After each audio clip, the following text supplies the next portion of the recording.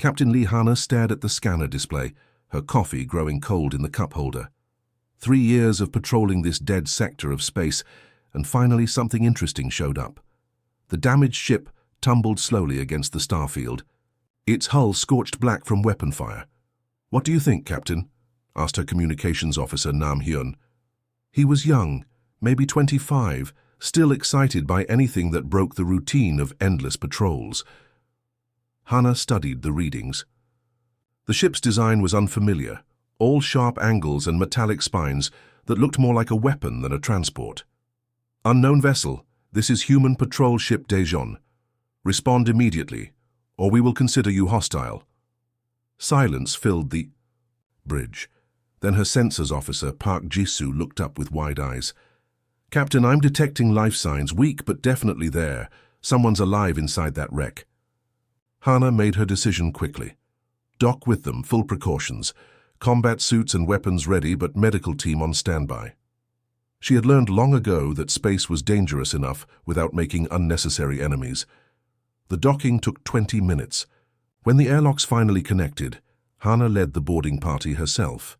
The alien ship's interior was dark, emergency lighting casting everything in a sickly red glow. The air smelled of ozone and something metallic that made her nose wrinkle.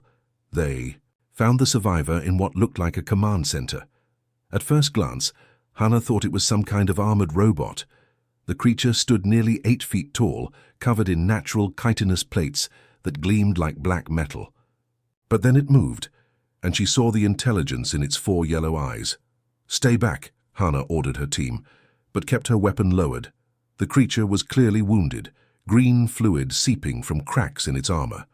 One of its arms hung at an odd angle. The alien spoke, its voice like grinding stone. The words were incomprehensible, but the tone was clear. It was giving some kind of formal speech, standing as straight as its injuries allowed. "Captain," whispered her translator, Choi Yuna. "The computer is picking up patterns. It's trying to establish communication protocols." Within minutes, basic translation was working. The alien's first clear words chilled everyone on the bridge. "I am Kethara of the Thrakari 3rd Battle Caste. I have failed in combat and brought shame to my clan. Kill me quickly and claim your victory." Hana blinked. "Kill you? We're not going to kill you." The alien's head tilted in what might have been confusion. "I do not understand. You have defeated me in battle. By the laws of war, you must claim your prize." "Our laws are different," Hana said simply. "Medic, get over here. Check those wounds." What happened next would stay with Hana for the rest of her life. As her medical officer approached with a scanner, the massive alien warrior actually stepped backward, pressing against the bulkhead. Not from aggression, but from pure bewilderment. "You tend to your enemies?" Kethara's voice carried a note of something Hana had never expected to hear from. Such a formidable creature, wonder. "We tend to anyone who needs help," Hana replied. "That's what makes us human." The medical scan revealed internal injuries that would have killed most creatures hours ago. But Kethara was still standing, still conscious, held upright by what could only be described as sheer will. As the medics worked, using their advanced healing technology, the alien watched everything with those unblinking yellow eyes. "This makes no sense," Kethara muttered, more to herself than to anyone else. "You gain nothing from preserving my life. Your species is either the most foolish in the galaxy or the most dangerous." Hana smiled grimly. "Maybe we're both." The holding cell on the human ship was nothing like what Kethara expected. Back home, prisoners were chained in dark pits, fed scraps, and beaten daily to break their spirit. Here, she had a comfortable bed, clean water, and meals that actually tasted good. The walls were painted a soft blue color that somehow made her feel calmer. What confused her most were the humans themselves. They walked past her cell without weapons, showing their backs to her like she was harmless. Didn't they understand? She could break the energy barrier in seconds if she wanted to. Her claws could slice through their soft flesh like paper, yet they acted like she was just another crew member taking a rest. Pilot Kim Minho was the worst offender. Every morning at exactly 800 hours, he would appear with a tray of food and that ridiculous smile on his face. He was small even, by human standards, probably weighing less than one of her arms, She could snap his neck with a casual gesture. "Good morning, Cathara," he would say cheerfully, setting the tray down near the barrier. "How are you feeling today? Any pain from those injuries?" At first, she ignored him completely. Warriors of the third battle caste did not speak to their captors except to demand honorable death. But Minho kept coming, kept talking, kept asking about her health like he actually cared. After a week, her curiosity got the better of her. "Why do you bring me food?" she asked one morning, her translated voice making him jump slightly. Minho's smile grew wider. "Because you're hungry. Everyone gets hungry. I am your prisoner. I would kill you if I could." "Maybe," he shrugged, completely unbothered by the threat. "But you haven't tried yet, so I figure you're probably not going to. Besides, killing people is wrong." Cathara stared at him. "Killing enemies is the highest honor a warrior can achieve." "That's sad," Minho said simply. "There's so much more to life than fighting." Then there was Engineer Park Jisoo, who did something that completely broke Cathara's understanding of how captivity worked. The young woman appeared one afternoon, carrying tools and parts, heading straight for Cathara's damaged armor that lay in the corner. "What are you doing?" Cathara demanded. "Fixing your armor," Park replied, already examining the cracked chest plate. "Some of these components are fascinating. Your people are excellent engineers." "I am your prisoner," Cathara repeated, feeling like the words had lost all meaning. "So? Your armor is still broken. That bothers me." Park held up a piece of the biometal plating. "This self-repair matrix is incredible. How does it interface with your nervous system?" Against every instinct, Cathara found herself explaining how Thrakari bioarmor worked. Park listened intently, asking smart questions and nodding with genuine interest. By the end of the day, the armor was not just repaired, but actually improved with human technology. "Why?" Cathara asked as Park packed up her tools. "Because I could," Park said, "and because you looked sad seeing it broken." The most disturbing part was how safe Cathara felt. No one had raised a hand to her. No one had threatened her or demanded. Information through torture. Captain Hana visited daily, not to interrogate, but to ask if she needed anything. Medical Officer Choi checked her healing progress and seemed genuinely pleased when the wounds closed properly. At night, Cathara lay on the comfortable bed and tried to understand these creatures. They were physically weak, barely half her size, and strength. They had no natural weapons, no armor, no killing instincts. By every measure her people used, humans should be prey animals, not spacefaring conquerors. Yet here they were, treating their deadliest enemy with kindness. It made no tactical sense. It served no strategic purpose. It violated every law of survival she had ever learned.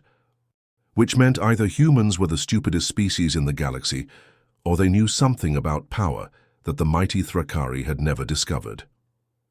Captain Hana entered the meeting room where Cathara waited, no longer behind the energy barrier. The alien warrior sat in a specially reinforced chair, her massive frame making the furniture look like children's toys. 3 weeks of good food and medical care had restored her natural, intimidating presence, but something in her yellow eyes had changed. "You're not restraining me anymore," Cathara observed as Hana took the seat across from her. "Should we be?" Hana asked calmly, placing a cup of tea on the table. "You've had plenty of chances to escape or hurt someone. You haven't taken any of them." Cathara's head tilted in that gesture Hana had learned meant confusion. "Your trust makes no sense. I could kill everyone on this ship." "Could you really?" Hana sipped her tea. "Because I've been watching you, Cathara. You're not just a mindless killer. You think before you act. That makes you dangerous in a fight, but it also makes you reasonable." The interrogation that followed was unlike anything in Cathara's experience. No torture, no threats, no demands. Just questions asked politely with genuine interest in the answers. When Hana asked about Thrakari military plans, Cathara found herself responding honestly. "The Fourth Fleet moves toward your outer colonies in 6 months, she said, surprising herself with the admission. 300 ships, 40,000. Warriors, your settlements will fall in days." Hana nodded calmly, making notes. "Why those colonies specifically?" "They are weak, isolated. Your kind builds in scattered groups instead of fortress cities, easy prey. Cathara paused. At least, that was the assessment. But you don't think so anymore? Cathara gestured around the ship. Your people confuse me. The report said humans were soft, cowardly creatures who would surrender at the first sign of real threat. But I have seen your technology. This medical equipment that healed my wounds in days instead of months. Your engines that make no sound but move faster than our best ships. Your weapons that can adjust their power from stunning to destroying. During a break, Cathara watched through the observation window as the human crew worked. In the corridor, below, she saw something that would have been impossible on a Thrakari vessel. Engineer Park was explaining a problem to 3 junior technicians, drawing diagrams on a portable screen. But instead of simply giving orders, she was asking for their ideas. The power coupling keeps overheating, Park was saying. Any thoughts on why? The youngest human, barely more than a child by Cathara's standards, raised his hand nervously. What if we reroute the coolant flow through the secondary manifold? Park's face lit up. That's brilliant. Why didn't I think of that? She turned to the others. What do you think? Any problems with that approach? They discussed it for several minutes, building on each other's ideas, until they had a solution none of them could have reached alone. Then they went off to implement it together, laughing and chatting like friends rather than superior and subordinates. On a Thrakari ship, the senior engineer would have beaten the junior for daring to speak without permission. Knowledge flowed, downward through the ranks, never upward. The strong commanded, the weak obeyed, and innovation was discouraged as a threat to established order. Your people share knowledge freely, Cathara said when Hana returned. Of course. Why wouldn't we? Because knowledge is power. On my world, warriors guard their techniques jealously. To share battle secrets with a rival would be madness. Hana frowned. But they're not rivals. They're crewmates. When Park solves an engineering problem, it helps everyone on the ship. When that young technician has a good idea, we all benefit. Even the weak ones? Especially them. Sometimes the best ideas come from people who think differently than the rest of us. Hana leaned forward. Tell me, Cathara, in all your battles, how often have you learned something new from an enemy? The question struck like a physical blow. In Thrakari culture, enemies existed only to be destroyed. Their techniques were studied for weaknesses, not strengths.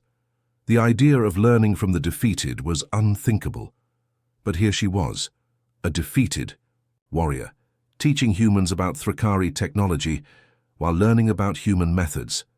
And somehow, impossibly, both sides were becoming stronger from the exchange.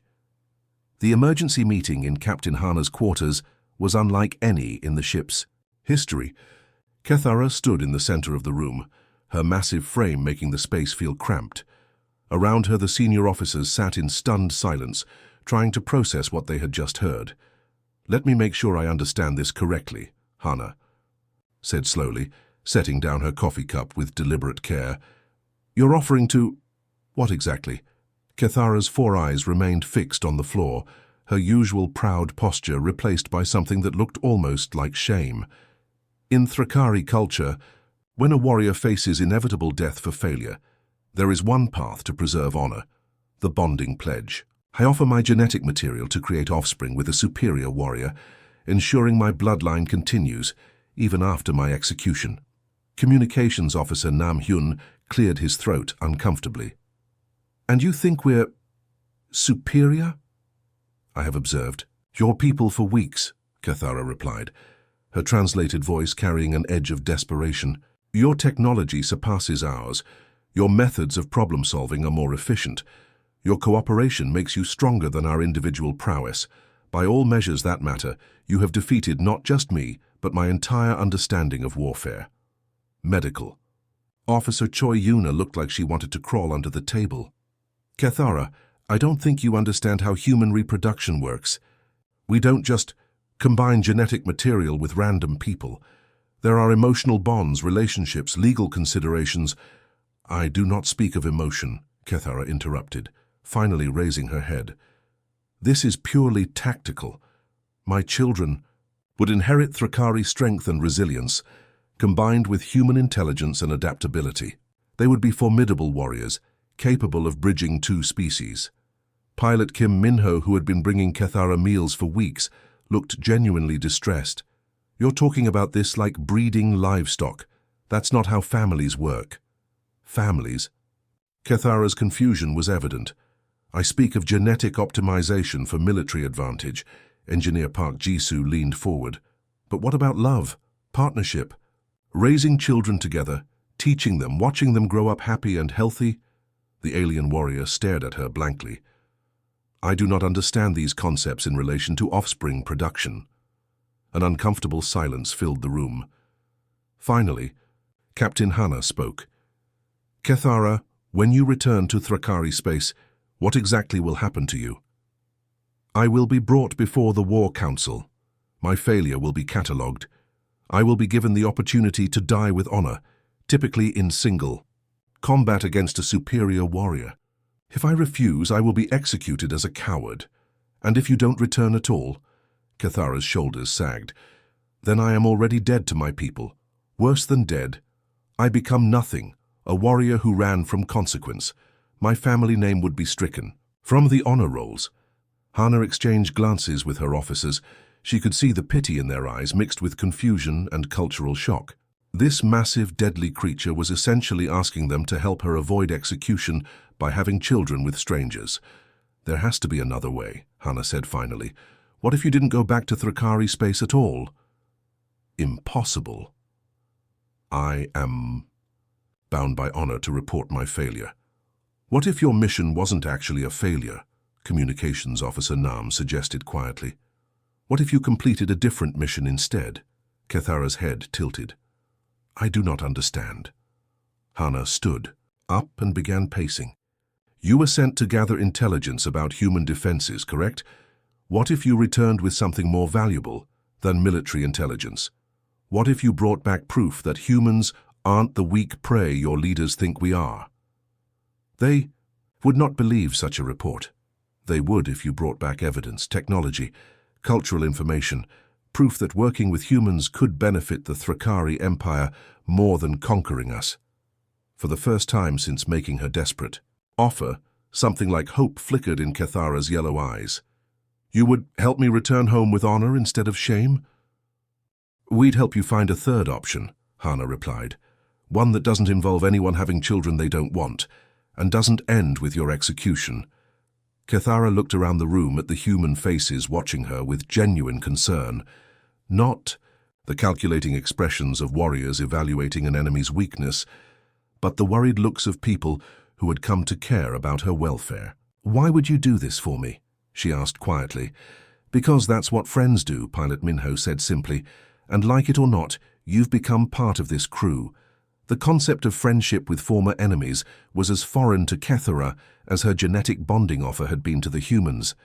But slowly, gradually, she was beginning to understand that perhaps strength came in forms her people had never imagined. The ship's recreation room had been transformed into an impromptu classroom. Medical Officer Choi Yuna sat across from Kethara, at a table covered with data tablets, holographic displays, and what looked like children's picture books. The massive alien warrior stared at a simple drawing of a human family, with the same intensity she once reserved for battle plans.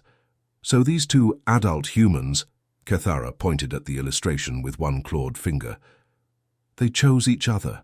Based on feelings?" Yuna nodded patiently. "Love, compatibility, shared interests, mutual respect, things like that. Not genetic optimization, combat effectiveness, resource generation capacity. Well, sometimes people do consider practical things like career stability or wanting similar lifestyles," Yuna admitted. "But mostly it's about emotional connection." Kethara's 4 eyes blinked in sequence, a sign Yuna had learned meant deep confusion. "And then they create offspring together and keep them, raise them personally?" "Of course. They're our children. We love them, teach them, watch them grow up, celebrate their achievements, comfort them when they're sad." Yuna pulled up a photo on her tablet showing her own family. "These are my parents and my younger brother. We still talk every week even though I've been in space for 2 years. The alien warrior studied the image intently. "Your brother appears smaller and weaker than you. Why hasn't he been culled from the genetic pool? Yuna nearly choked on her coffee. Culled? He's not weaker, he's just younger. And even if he was, we don't kill family members. We love and protect each other. But inefficient genetic material is still my little brother who makes terrible jokes and plays guitar badly and helped me through the academy entrance exams. Yuna's voice carried a fierce protectiveness that made Cathara lean back slightly. We don't measure people's worth by their physical abilities. Over the following days, other crew members joined these cultural exchange sessions. Engineer Park brought schematics showing how Thrakari technology worked, while Cathara struggled to understand human social structures. In your warrior castes, Park asked, what happens to children who aren't good fighters? They are assigned to support castes, maintenance, food production, waste management. The weak serve the strong. What if a maintenance worker has a brilliant idea that could improve your weapons? Cathara looked confused. Support castes do not contribute to military decisions. But what if they're really smart? What if they see something the warriors missed? Intelligence without strength is worthless. A weak warrior with clever ideas is still weak. Pilot Kim Minho shook his head sadly. That's such a waste. Some of our best tactical innovations came from support staff. Our navigation systems were designed by a cook who got tired of getting lost between stations. The conversations weren't one-sided. The humans found themselves fascinated by Thrakari honor codes, even if they didn't agree with them. Cathara explained how warriors earned rank through combat achievements, how family names carried the weight of ancestral glory, and how personal honor mattered more than individual survival. You would die rather than break your word? Communications. Officer Nam asked. Death before dishonor, Cathara replied. A warrior's reputation outlives their body. But what good is reputation if you're dead? What good is life without honor? The philosophical discussions grew heated sometimes. Captain Hana often had to mediate when fundamental worldviews clashed too strongly. The breaking point came when Cathara described Thrakari child-rearing practices. Offspring are removed from parents at age 5 and placed in training cohorts, she explained matter-of-factly. Emotional attachment between parent and child weakens both. The strong children advance, the weak are reassigned to appropriate castes. Medical Officer Yuna went pale. You take children away from their parents? For optimal development, yes. At 5 years old? Earlier if they show exceptional promise. The room fell silent. Finally, Engineer Park spoke quietly. Cathara, do you remember your parents? The alien warrior's posture shifted slightly. I remember the female who birthed me. She was third caste, like myself. Strong genetic markers. Do. You miss her? Cathara's response came after a long pause. I sometimes wonder if she achieved the rank of second caste before her death in battle. It would honor our family line. That's not what I asked. Another pause, longer this time. Missing is inefficient emotional response, but something in her translated voice suggested that even Cathara wasn't entirely convinced by her own words. The cultural exchange was revealing uncomfortable truths for both species. Humans began to understand that Thrakari aggression came from a society that valued strength above all else. Meanwhile, Cathara was discovering that human weakness might actually be a different kind of strength, one that came from caring about each other instead of conquering each other. Neither side was quite ready to admit it, but both were beginning to question everything they thought they knew about what made a civilization truly powerful. Captain Hana stood at the observation deck, watching the stars drift past while Cathara sat nearby in what had become their regular evening discussion spot. The massive alien warrior had grown comfortable enough to remove her armor during these talks, revealing the intricate natural patterns on her chitinous skin that reminded Hana of ancient tribal tattoos. Your offer still troubles me, Hana said, without preamble.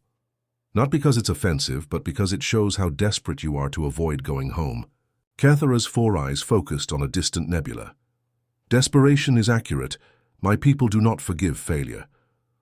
What if we changed the definition of failure? I do not understand. Hana turned to face her fully. You came to gather intelligence about human military capabilities. What if you returned with something more valuable than weapon schematics and fleet positions. What if you brought back the possibility of peace? The alien's head tilted in that familiar gesture of confusion. Peace is not victory.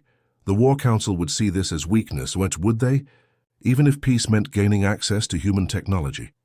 Our medical advances that could heal Thrakari warriors faster, our engineering methods that could make your ships more efficient, our agricultural techniques that could feed more of your population?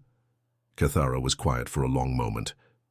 You speak of trade between species. I speak of cooperation. Your people are incredible warriors and engineers. Ours are good at problem-solving and innovation. Together we could accomplish things neither species could manage alone. The Thrakari do not cooperate.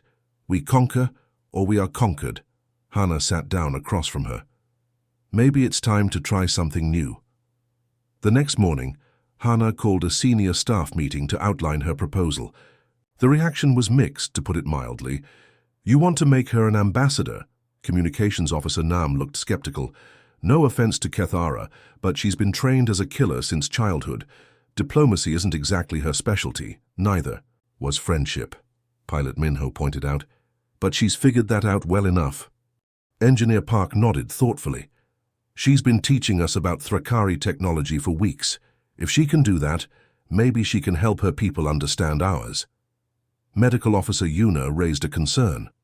What if the Thrakari leadership just sees this as a trick? What if they think we're sending her back as a spy? Then we'll deal with that when it happens, Hana replied. But doing nothing guarantees war. At least this gives us a chance. When they presented the idea to Cathara, her initial reaction was exactly what Hana expected. This is madness. I would return to my people as a failure who consorted with enemies. The dishonor would be absolute. But you'd be alive, Hana pointed out, and you'd have the chance to prevent a war that could kill millions on both sides. Honor is more important than life.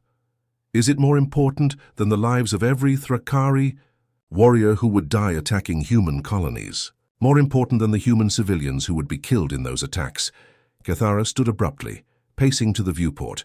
Her reflection in the transparent aluminum showed a warrior caught between two impossibly different world views. My people would never accept peace from a position of apparent weakness. Then don't present it as weakness. Present it as strength. Hana joined her at the viewport. You've seen what humans can do. You know we're not the easy prey your leaders think we are. Tell them the truth, that conquest would be costly, bloody, and ultimately pointless when cooperation could benefit everyone. And if they refuse, if they see my survival itself as proof of cowardice, Hana was quiet for a moment, then at least you'll have tried to save both our peoples from a war nobody really needs. That evening, Cathara sat alone in her quarters, staring at the repaired armor that Engineer Park had fixed weeks ago. The biometal gleamed with human improvements that made it stronger than ever before. It was a perfect metaphor for what she'd become, still fundamentally Thrakari, but enhanced by human contact. The next morning, she found Captain Hana on the bridge. I will do it, she said simply. I will return as your ambassador. Hana smiled. I was hoping you'd say that. But understand this, Captain.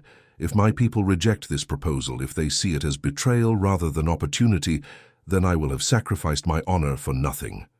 Maybe, Hana agreed, but maybe honor isn't about following old rules.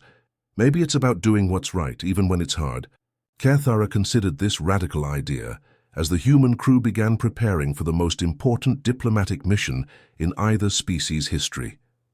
The bridge fell silent as Communications Officer Nam Hyun's fingers danced across his console, sending the most important message in human history. Captain Hana stood behind him, watching the transmission strength indicators climb toward maximum range. Somewhere in deep space, Thrakari war fleets were preparing to destroy human colonies.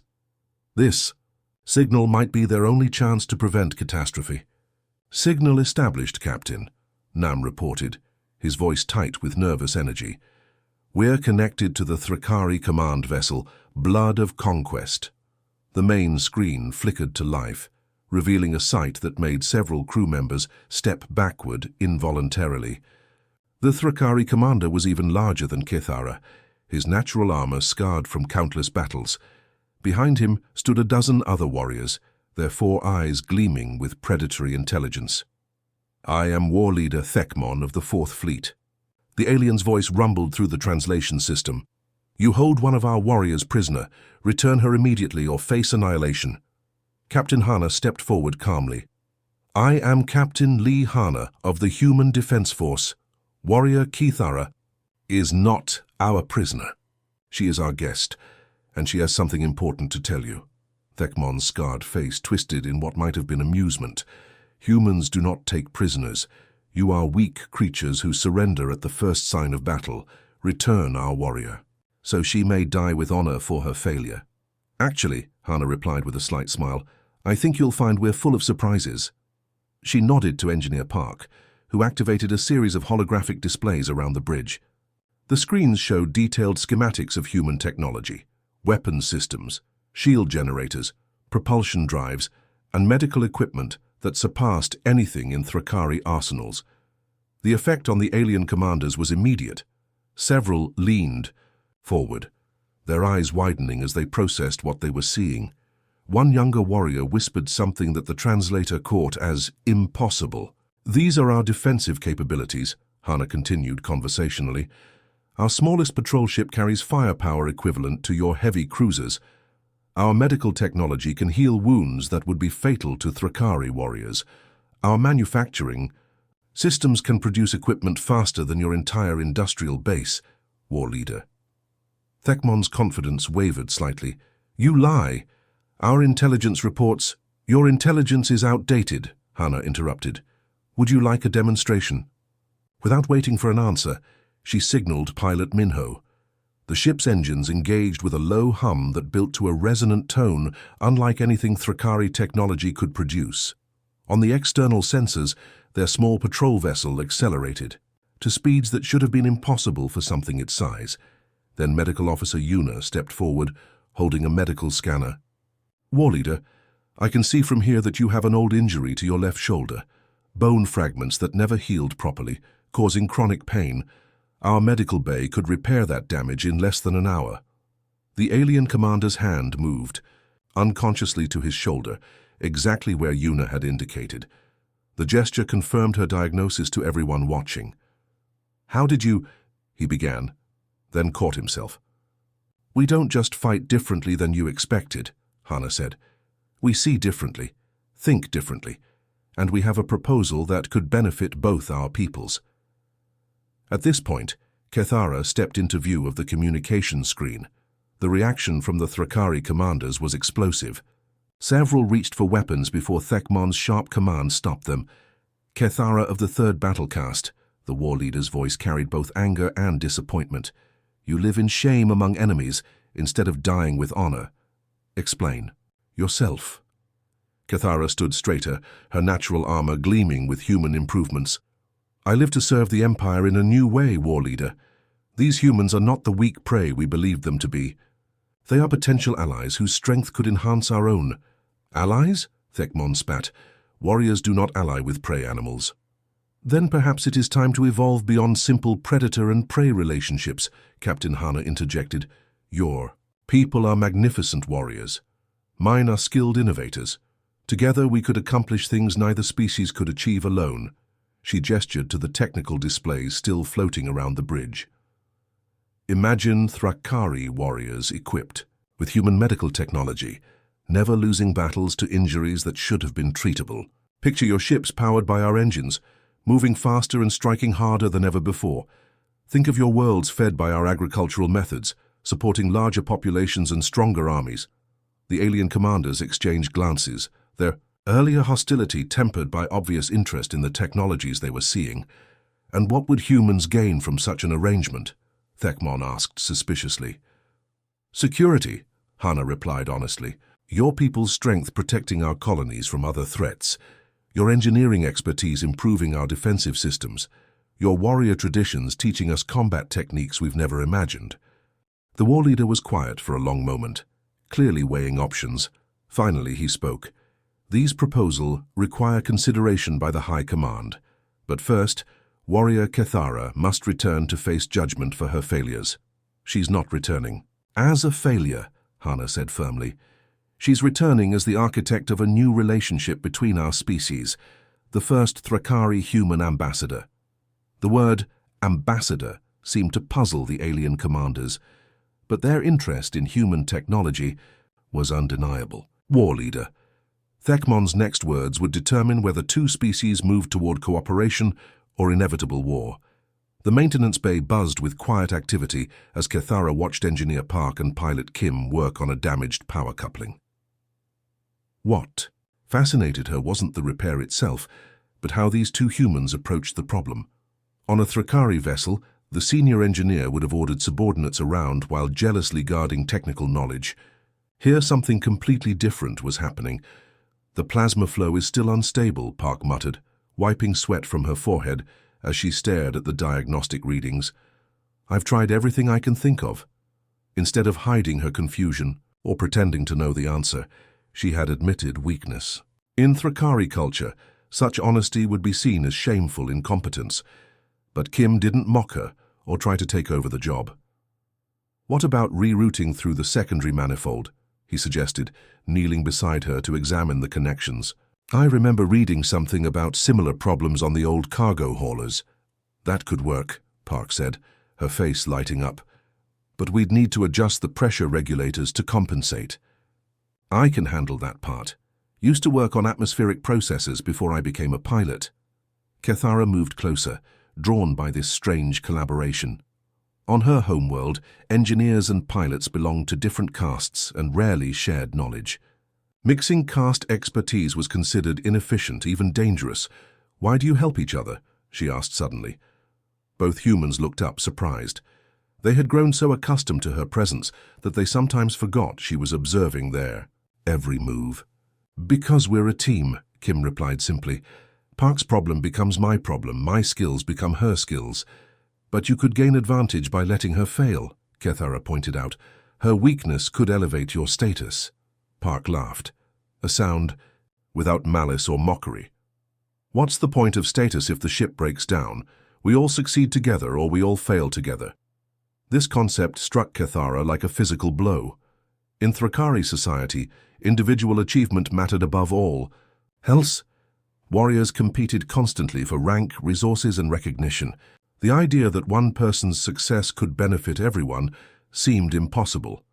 Watch this, Kim said, pulling up a technical manual on his tablet. See this modification technique? I learned it from a maintenance worker on Station Alpha. Officially, she was way below my rank, but she knew more about power systems than most senior engineers. He showed the technique to Park, who immediately understood its applications. Within minutes they had implemented the fix, and the power coupling hummed smoothly for the first time in weeks. A maintenance worker taught you? Kethara asked in disbelief. Best teacher I ever had, Kim nodded. Rank doesn't determine knowledge.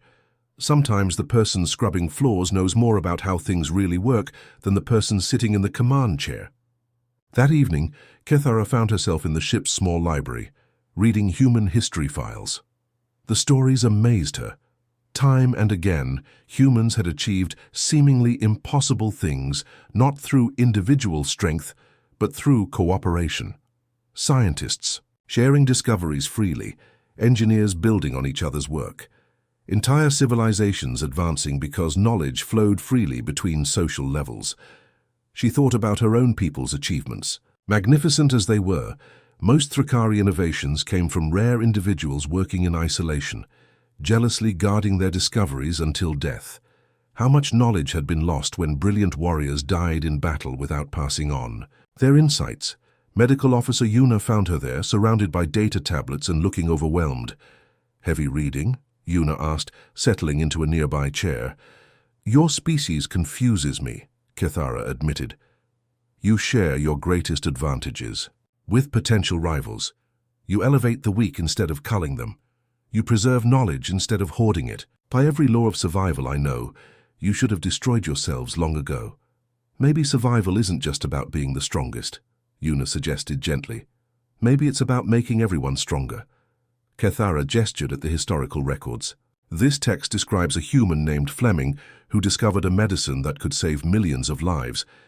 Instead of selling it for personal gain, he gave the knowledge away freely. Why? Because saving lives was more important than getting rich. But without personal reward, what motivated him to continue working? Yuna smiled. The same thing that motivates Park to fix engines and Kim to fly the ship safely, knowing that his work made life better for everyone. The alien warrior was quiet, for a long time processing this radically different approach to existence. Finally she spoke. Captain Hana asked me to serve as translator between our species. I agreed because I saw no alternative to death. But now, she paused, choosing her words carefully, now I think I understand what she really meant. Oh? I must translate more than language. I must help my people understand that strength shared becomes greater strength. That knowledge hoarded becomes useless knowledge. That cooperation is not weakness, but a kind of power we have never imagined. Yuna nodded encouragingly. That's a big responsibility. Yes, Kethara agreed, her 4 eyes gleaming with something that looked almost like excitement. But perhaps it is time for the Thrakari to learn that there are many ways to be strong. For the first time since her capture, Kethara felt truly ready to go home, not as a failed warrior seeking redemption, but as someone carrying the seeds of a revolution that could transform 2 civilizations forever.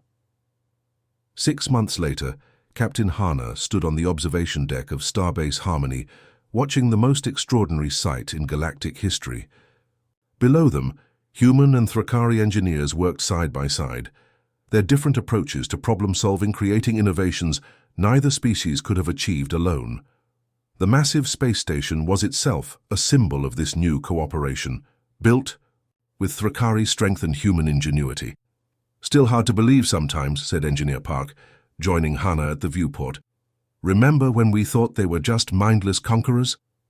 And they thought we were helpless prey animals, Hana replied with a smile. Amazing how wrong we both were. The peace treaty signing 3 months ago had been tense, with Thrakari war leaders skeptical of any agreement that didn't involve conquest. But when they saw the first prototype of human Thrakari hybrid technology, medical nanobots that could heal Thrakari warriors in minutes rather than days, their resistance had crumbled quickly. Kethara approached them, her movement still carrying that natural warrior grace, but somehow softer now. The diplomatic insignia on her chest marked her new role as the first official Thrakari human cultural exchange officer. She had grown comfortable removing her armor around humans, and the natural patterns on her chitinous skin caught the starlight beautifully. The morning briefing went well, she reported. 3 more Thrakari ships arrived overnight carrying scientists instead of warriors. They are eager to learn human agricultural techniques. And how are they adapting to working with our people? Hana asked. Kethara's expression, something humans had learned to read despite her alien features, showed amusement.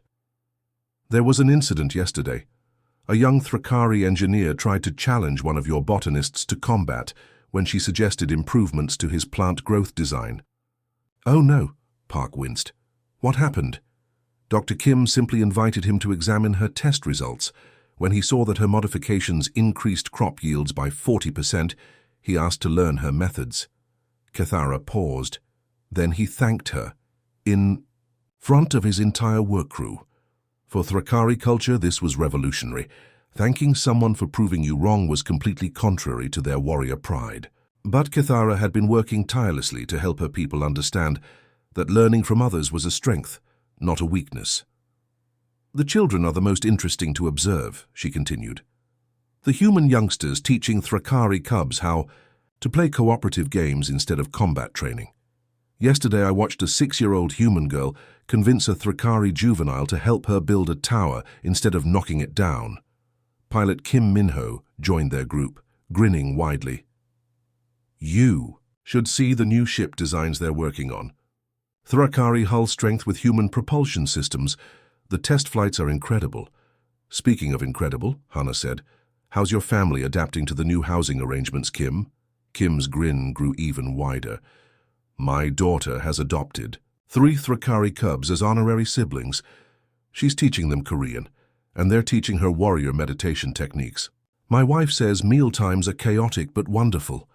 This was perhaps the most unexpected development. When the first Thrakari families had arrived at the station, everyone expected cultural conflicts.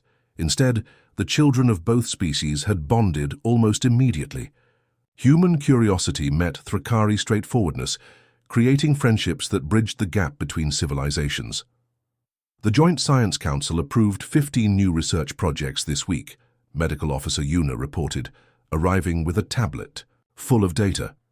Thrakari bioarmor enhanced with human smart materials, human medical techniques adapted for Thrakari physiology, and get this, they want to create combined schools where human and Thrakari children learn together.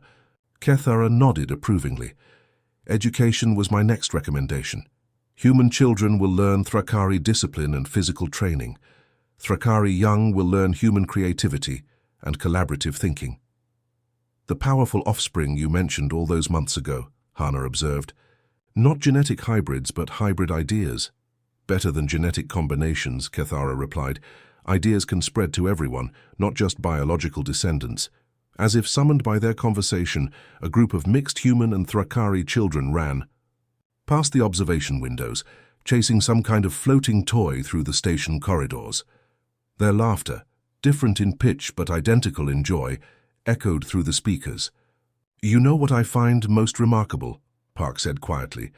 6 months ago we were preparing for war, now look at us. Through the viewport, they could see the construction of the first joint colony ship. Humans and Thrakari would explore new worlds together, sharing both the dangers and discoveries of deep space exploration.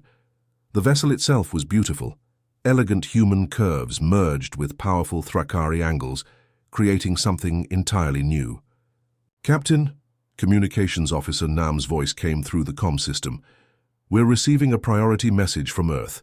The President wants to personally thank Kethara for her role in establishing the alliance. Kethara straightened with pride.